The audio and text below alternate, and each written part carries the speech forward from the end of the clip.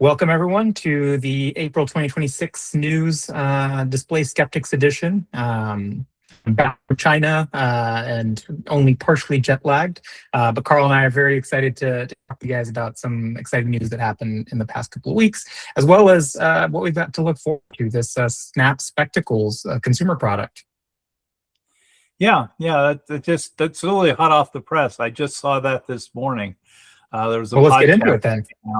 So, yeah, I was listening. I just happened. It's on my podcast feed. It's also the same things on YouTube because I wanted to verify it. But Charlie Fink, who's very famous in the AR industry, he has a podcast along with Ronnie Ebovitz and all called I think it's called the AI AR podcast or something like that.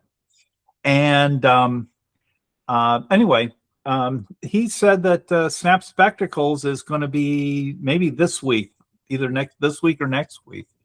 It's hard to know because they may have pre-recorded it, but he said on the podcast it's coming out later this week, and that podcast came out just today. So we'll see, but it sounded interesting. He said he's warning the new model. I should warn people that the current model is the prior developer model is shown on the right. This is not these photos are not of the current model, but the developer model that we tried last year. But anyway, he said it's big and ridiculous, but very well built, which sounds a lot like the current developer model, but maybe it's probably scaled down and better and whatnot, because the developer model is really pretty old. A lot of the technology in a developer model could be 3 to 5 years old now. So we'll see. They've been working on stuff. So we'll see what Snap has developed, because they purchased both the Wave Optics, the company did the waveguide, and they purchased Compound Photonics, which is the ones who did the display device, the all-cost display device. So, they've had control for several years of developing this stuff. It's a vertical format, which is the same as the developer model. Matter of fact, if you look at the waveguides, if you look at earlier I've got Wave Optics glasses where if you look at that pattern that you see in the developer model up there with the blue pattern, that pattern's rotated. So I have a feeling they more or less rotated they rotated the waveguides, and that kind of forced the display to rotate. But he says it's a vertical format. Says it works well. Thinks it's going to be very expensive. He wasn't given a price, but he's guessing it's going to be well over $1,000. I like that in this particular category, we rate "quote unquote" works well as a successful achievement for the category. Yeah, and I'm not sure. I think I think he doesn't consider it to be full XR if it doesn't have SLAM and everything, because he went on to talk about that the only things in this category is Magic Leap, HoloLens, which are. And it's not clear about that. It wasn't where he was just referring to Magic Leap and HoloLens were phasing out. But I'm not seeing a lot of activity out of Magic Leap lately either. And but they're doing the full SLAM and everything. Whereas most people these days are focusing on lighter weight models, really focused on AI, basically AI AR smart glasses, where they with some sort of heads-up display. And by the way, it's actually a quite interesting podcast. And I've given links or information down there how to get to it. They talk about other models, the X-Real Aura and other stuff going on. But this is kind of the newsy stuff. But anyway, I think he also said, it's further proof as how difficult this category is. And I hate to say that, but I call it landing the plane. When you finally have to put a product out there, you don't just talk about what your dreams and aspirations are, but you actually have to build a product. You live with the real world compromises that are induced by having to actually build something. So that's there. And then they speculated on this podcast, I think it's worth talking about a little bit, is that, they were looking at Apple because they're very Apple. Everybody's very Apple centric, particularly in America.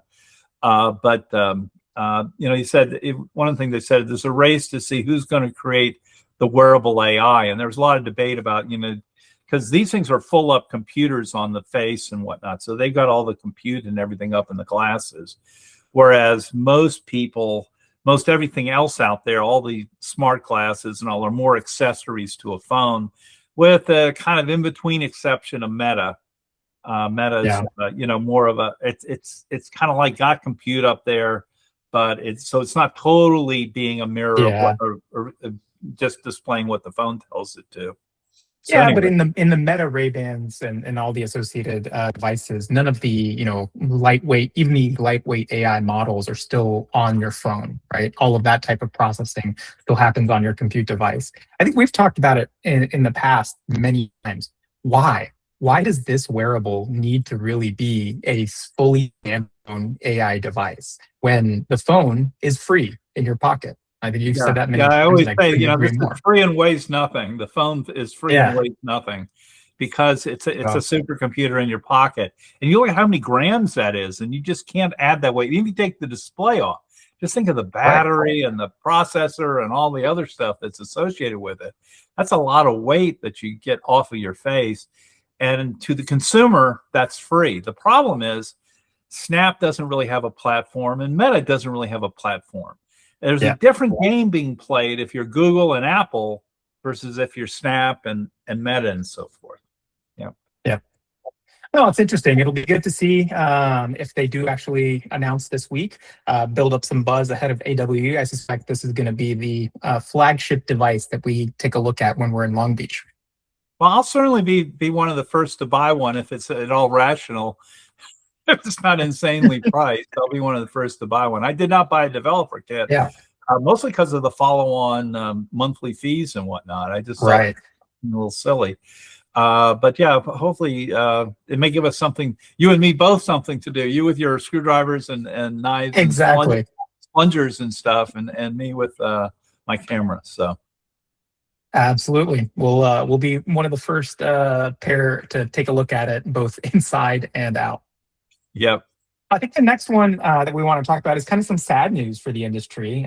Lynx announced, at least in the French bankruptcy court, I don't think they released a press release about this, but there's been notification of liquidation of the company. And it's really unfortunate to see because they had a really great product reveal at SPIE this year for the R2 with the even larger field of view from the Hypervision optics that they spec'd in. Really sad to see. I think Stan did a great job here, and I know you have lots of thoughts about their products. Yeah, as well. I like Stan. I like the developer. I think, as we all know, Bernard Kress was a big supporter of his. I think he helped them a lot, helped them make connections, helped them through the process and all. And I have a lot of admiration for Stan because he's a really positive character, really positive force in the industry. And, it takes a ton to get a product, even if it doesn't succeed financially, just to get a product from a startup all the way to product as complex as that product was all the way to market. Now, I have my complaints with the optics. I think he made an extremely poor optical decision. I think the optics of the very first device, this might have been quite good because I was actually fairly impressed with they were using Hypervision for the new design, and Hypervision had some really good VR optics. Very wide field of view. It was going to be a pancake, I'm pretty sure. They had some really good development stuff. So, but I think sometimes you just can't succeed. It's hard to get past being a startup in your first failure. They don't have Facebook. They don't have Apple phones and stuff like that. You don't have billions of ad revenue to support, multiple shots on goal. Right. You got to get it right one shot. And the problem is it's really hard to get past it. It's amazing he got this far in a way, because I don't think there were a lot of sales of the current thing. And like I say, I think the original optics were a really bad choice. I think whoever steered him that way didn't do him a favor. Now, I'm not saying he would succeed this way, but I think the original optic thing was too complex. It lost a lot of resolution, wasn't to me great quality, and was overly complex for what it did. But he got in just before Pancake. He did his thing just before Pancake Optics really took off. Yeah. And I think we saw him at Micro LED Connect. He was talking a little bit more about the really niche enterprise applications that maybe the R2 would have been very, very well suited for. But we'll talk about this a little bit later too. There seems to be another VR winter with just the continuous drip feed of Meta layoffs that we're seeing. And so I Yeah. suspect they got into a really bad fundraising situation. And even though they had a great product reveal, they had some more focus on where this would actually end up going. Instead of just saying consumers will buy it because it has better specs, they said, no, there's a real pain point in healthcare. There's a real pain point in logistics, whatever that specific end use case was, just couldn't raise the money to keep it going. So sad to see, but really great stuff they did. The AI XR podcast that I just talked about on the prior slide, they had if you've listened to the whole thing, because I'd listened to it as I was walking around, and they talk about this issue too, with VR is kind of like in a doldrums right now. That basically it's a niche. It's found its niche. It's got a very good niche market. The only guy I know really succeeding in this space is Big Screen Beyond. They're the only guy who's kind of self-sufficient, not just generating positive cash flow. Almost every other VR effort I know of is kind of, and I don't know about the Steam. Steam, I don't know about. I think their portable stuff may be doing okay. But most of the guys doing headsets in this space are losing money, and they just had a big guy behind them who is willing to keep losing money. They talked in that other podcast about the Apple Vision Pro. What did it do? I mean, look at all the money that was poured into that. Some people think that was billions of dollars to do that, and anyway, that's kind of the way that's the thing with VR. And the other thing, of course, there's two other factors going on in this marketplace. When we have AR, and we're almost seeing there's a lot of people questioning, is there bubble bursting? Are there too many guys in it? Is it meeting its promises? This thing called Sora, which is, I guess, Disney was going to do animation, that closed down last week. Mm-hmm. So, AI is going through its own things where even they don't have infinite fun. They're starting to realize that there are finite bounds to what they're doing. And the question is, how much of a lead does anybody really have? That a Google or, did you telegraph it too soon before you can really fulfill the one of the tricks for a small company to become a giant company like Apple did is you kind of got to get established and get your feet under you before the big giants finally realize their mistake or they missed the market and turn their big guns at you, that you have your own defensive armaments. But so we'll see what happens there. But there's a lot of shakeup going on in the AI space as well, and that's trickling through because the glasses space is really hitched its wagon to AI. Well, we'll see. I think, sad news about. Good luck to Stan with whatever comes next. We talked about he's this a great before. character. He's going to do great. He should bounce back, and who knows? He'll probably be a vice president or president of some place someday. For sure. I think the next one that I want to talk about is, maybe individually Mojo's, 17.5 million raise, but more broadly, what this means for micro LED displays and really any display company trying to raise money today. Nikhil just recently announced a new, follow-on Series B of 17.5 million. But this was really interesting because it was hyper specific. It's an announcement of how Mojo and Marvell are going to be working together with this money to essentially scale optical interconnects. And if you're in this industry, you see that almost every single micro LED company or anyone in the micro LED space who is trying to raise money is always talking about the optical interconnects now. It's not even we're building these high resolution, high fidelity displays that are going to be for the next generation of AR glasses. That's not even a mention, even though that's probably where they're getting some initial revenue to begin with. They're hyper focused that these are going to be the next solution for AI infrastructure and the massive spend that we see from the big tech giants, but kind of all across the world to support the AI boom or bust cycle that we're currently in. Yeah, so it's really interesting. Yeah, you and I saw this with Plessy. Plessy is also who we met with. They're doing their AI push or AR stuff with micro LEDs as well, but they also have a very big effort in going after some form of telecommunication. I know the story when I was in LCOS back in the early 2000 era. The only guys making money in LCOS were in telecom. They're using LCOS devices as optical switches. They're using them as switch arrays and to do optical switching. And that they were the only guys who were actually generating positive cash flow out of LCOS. Yeah. So sometimes these other things get all the things in, Sony did not build the OLED displays that we use in glasses to develop AR glasses. They were developed basically as viewfinders for cameras. Mhm. Now the viewfinder for camera market went down a bit when they started putting LCDs on the back, but still all your high-end cameras now have OLED micro displays in them. Everybody's gone mirrorless with the higher end ones. And of course that market's been constrained by the phone, but still, sometimes it's not the most sexy or out there thing that's all exciting.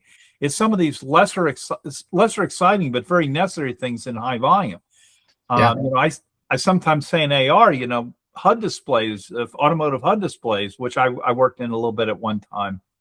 That's actually a much bigger market right now than glasses that you wear. I mean, there are millions and millions of cars, and they're putting HUD into a lot of them. But so anyway, that's just something to realize, that it's not always that. Sometimes you take the technology, but you shift it into markets that actually have a real need right now, as opposed to, developing a market from scratch. Yeah. Yeah, I think it's the natural growing pain, right? Finding your competitive advantage versus the competing technologies.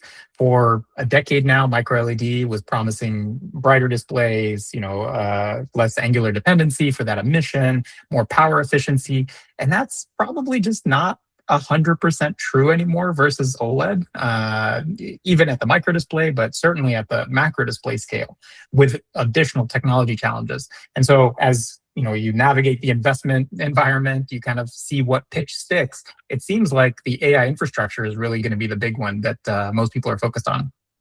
So yeah, that's certainly where the money's gone, but of course they're starting to see some bubbles in that too. let's hope it doesn't burst, so that we can get some significant investment and progress in this space. Yep. Now, a couple of meta news points. We had it at the start. There's some good and there's some bad that we'll talk about. I think the first one is good for the industry. We're getting more product support, more product releases. You mentioned these new releases of the Scriber and the Blazer optics, marketed as prescription glasses. What do you think about these particular ones? Well, I don't know. I mean, they're supposedly a bit more stylish.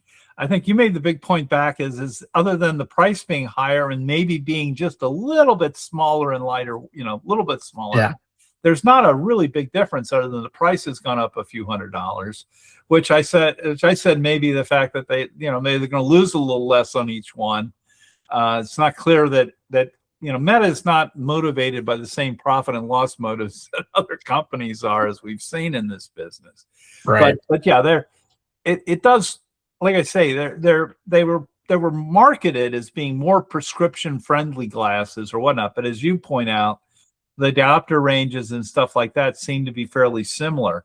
I mean, the thing is, and people don't realize this, I think, going from audio to display is a much bigger step than people realize.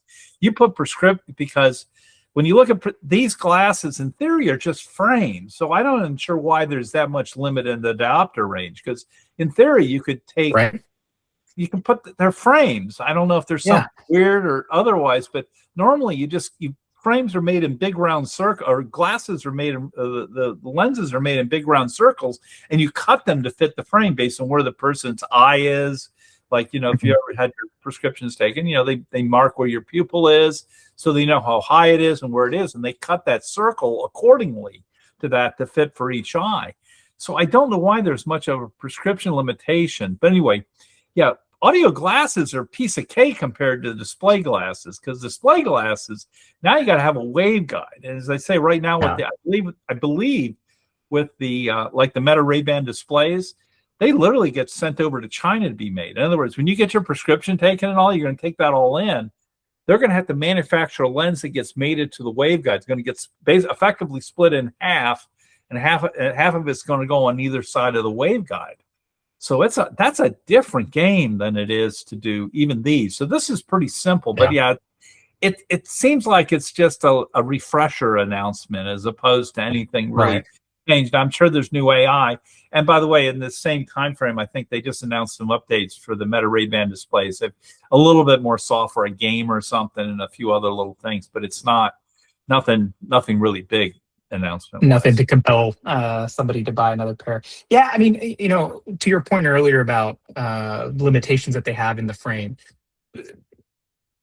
there is going to be some circuitry that Meta puts in this. There is the connecting FPC that goes between the left and the right temple to actually deliver power to one side. I'm not sure in these audio glasses in which side the battery is, but you still only have a single side battery. So you're delivering power to the components on the opposite frame or opposite temple. And then there's the microphone array that sits on top of your nose. So there's a little bit of constraint there, but it's as you point out, nothing close to what you get out of the display glasses, which you have so much more constraint based on waveguide, FOV size. Yeah, the complexity that it's an order of magnitude, maybe a couple orders of magnitude, at the more very difficult least. to put into this whole ecosystem and how glasses are made and the whole thing. How you do that when you do when you add a waveguide into it, as opposed to when you do it, you're just doing audio, and I think that's certainly slowing down the market. I think the weight reduction is not trivial, so I don't want to underplay that, right? It's almost 2 grams for the regular size frame, only 1 gram for the large frame. The problem is that even for these glasses, that we're talking about 50 grams. And I've talked about this in a lot of the videos that I make. 50 grams is still not a comfortable zone for these types of glasses.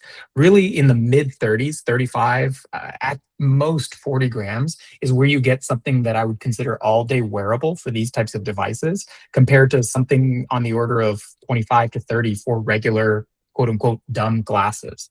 This is still a little bit too heavy, and I think Meta uses very premium materials. It's a much more robust design. They have some additional features that many other folks don't have, but frankly, these are still very heavy. And so the slight reduction is good to see. Yeah, they also have what I'll call an integrated nose piece. They don't have like separate stuff. Now, I think they said in one of the videos I saw that they had improved the design of the nose piece or something. But I don't know how you improve a nose piece. Noses are extremely shaped. Variable. Shapes of very, very widely. I mean, most glasses you get have the adjustable things, and you adjust it. So I don't know how you come up with anything that's a hard frame, that's going to work very well for a wide range of nose shapes and whatnot. So I think that this prescription glass release does 2 things. One is they test out a new model for fulfilling prescription here. You pointed out how complex the prescription is for the Meta Ray-Ban displays, but I suspect that they were doing maybe something overly complex for the Wayfarers in the previous generation as well. And now they're moving more towards third-party traditional eyewear industry prescription fulfillment. I think they're testing that. And 2 is adjusting prices for these glasses to adjust for the onboard memory. So it's important to know all of these glasses have a 32 gigabyte eMMC module that's integrated into the device. That is no longer a trivial BOM cost component for these glasses. And when you do a product refresh, the products look a little bit more expensive because they're new. You can actually start not having to absorb that cost internally anymore and actually pass on the real cost to the consumer. So I suspect it's a 2-for that we're seeing. Yeah, we're going to spend a lot of electronics this year. I mean, AI keeps paying dividends. That's for sure. Absolutely. So that's the positive news. Yeah, so that's the positive news for Meta. I think, unfortunately, we have to talk about some negative news too, which is layoffs and lawsuits. You want to kick us off on this one? Well, I mean, they've lost. We know that this is probably one of the more significant layoffs they've had at Reality Labs. I think a lot of the other layoffs Meta had were more broad-based than the rest of the company and all. But this is, Reality Labs, that's significant. As I remember, and I could be way off here, but I think there were about 1,500 people at one time. That's a pretty good chunk of the workforce if they do around 200 people there. And so they're probably starting to say, what are we spending this money on? The rumor is the obvious rumor is, once again, AI paying dividends.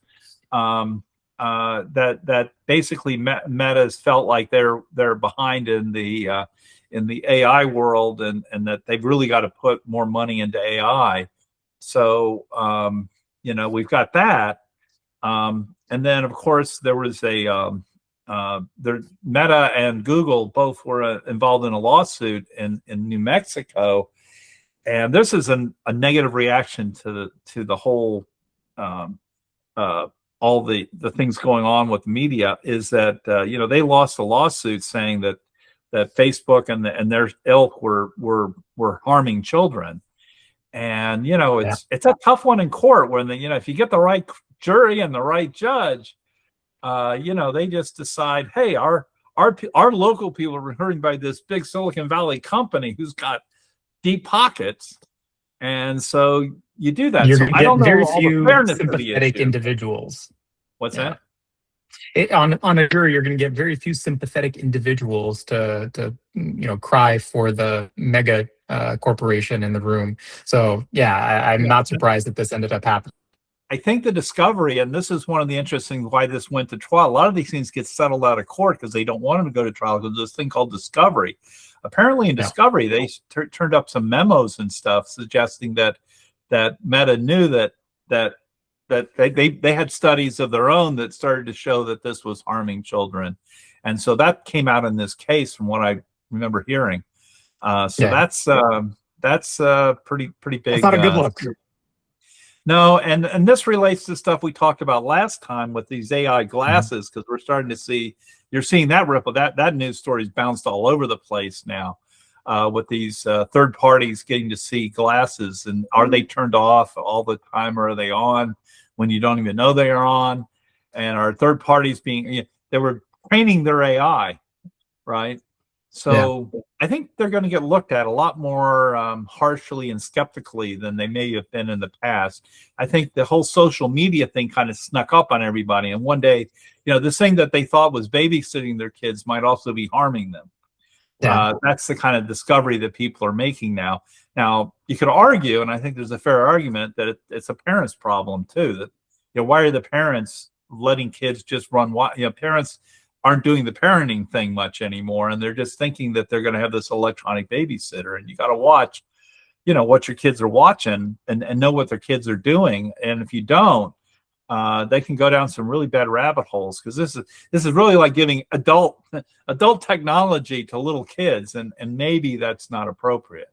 Yeah, and this seems like we constantly beat up on Meta, because I think at least for 3 or 4 of these news segments that we've done, we've had some of the negative news.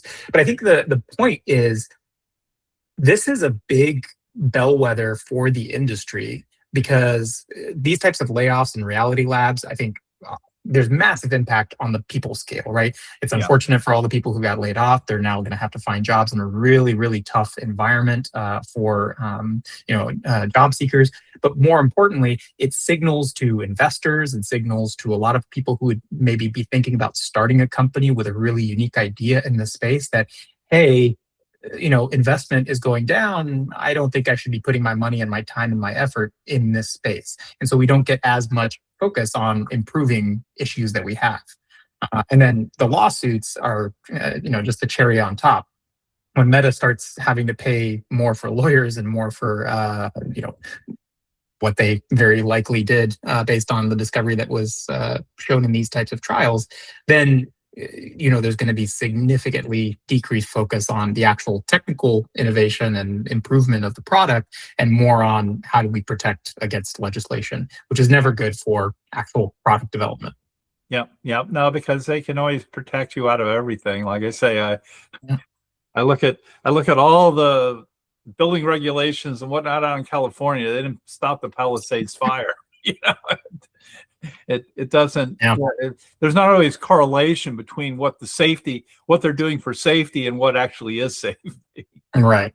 So it'll be interesting to see. I think unfortunately we're going to have these types of updates every month, but how that impacts the industry is still remaining to be seen.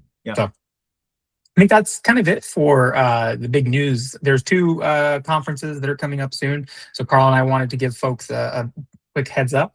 Unfortunately for Display Week, only 50% of the Display Skeptics will be there. I will be in LA from the 3rd to the 8th of May, so you can reach out to me here. Carl, I think you'll probably wait until this is back in San Jose to show up, right? I've got some other things going on that month, and I just can't do both.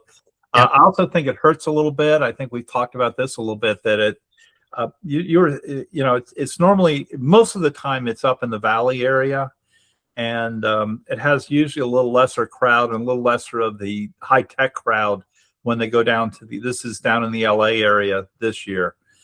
And we've seen that same thing, and we're talking about AWE in a minute, but it definitely changes the audience when when you're in the Valley, if Apple's working in AR and Meta and all these companies in the Valley, Google and all these companies, they can send 100 people down there, take the afternoon off. All they're giving up is the pay that day. They're not having to pay for hotels and airfare and hotels and meals and whatnot. They can tell their guys, yeah, go down for the day and look at stuff. It's a little tougher when you talk down in LA. As soon as you go to, as soon as you're talking LA, now it's overnight. It's several days of office time. And so now you got it. Some business guys got to say, well, no, we're only going to send 3 people. We're not going to send the whole team to these things. But luckily, we will be down in that LA/Long Beach area for AWE. Yeah. So this is a recycle of something you guys have already seen, which is the AWE June 2026 talk. So both Carl and I will be there, and we actually have a on-stage debate/open forum talk Thursday, June 18th. And I'm expecting with the news we talked about earlier with Snap Spectacles, right. They were the big thing. I mean, they had probably 5 to 10 times the booth space of any other company there. They really dominated. And I don't think that's changing this year. What? And I don't think that's changing this year. Yeah, I think that's going to be the same, because basically, for those who don't know, that's kind of Snap's backyard is in the LA area.